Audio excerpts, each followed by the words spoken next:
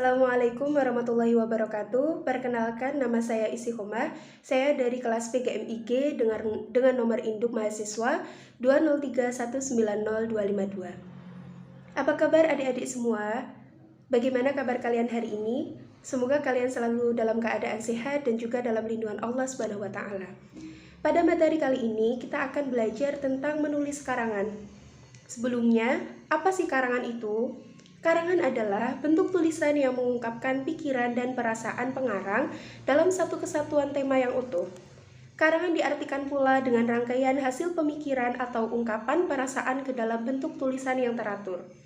Selanjutnya, yaitu kerangka karangan.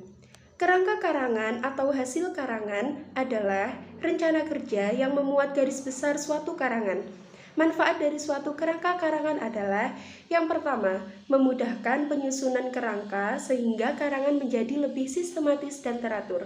Yang kedua, memudahkan penempatan antara bagian karangan yang penting dengan yang tidak penting. Dan yang ketiga, yaitu menghindari timbulnya pengulangan bahasa. Yang keempat, membantu pengumpulan data dan sumber-sumber yang diperlukan. Materi selanjutnya yaitu langkah-langkah dalam membuat kerangka karangan. Yang pertama, pilihlah tema yang menarik dari berbagai peristiwa yang kamu sukai. Yang kedua, tentukan beberapa topik. Topik yaitu merupakan rincian dari tema yang akan kalian pilih. Dari tema yang dipilih, dapat ditentukan beberapa topik. Nah, topik di sini jangan terlalu luas agar mudah untuk dikembangkan. Yang ketiga, meneliti hubungan antara tema dan topik-topik yang telah kalian tulis. Yang keempat, menentukan judul yang sesuai. Selanjutnya, langkah-langkah dalam menulis karangan.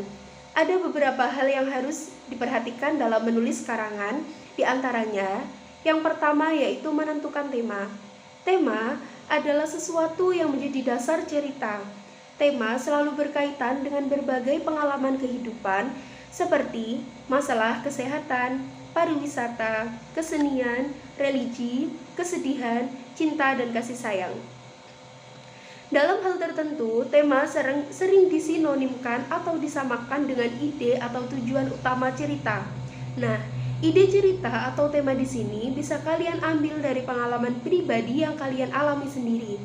Yang kedua, membuat kerangka karangan.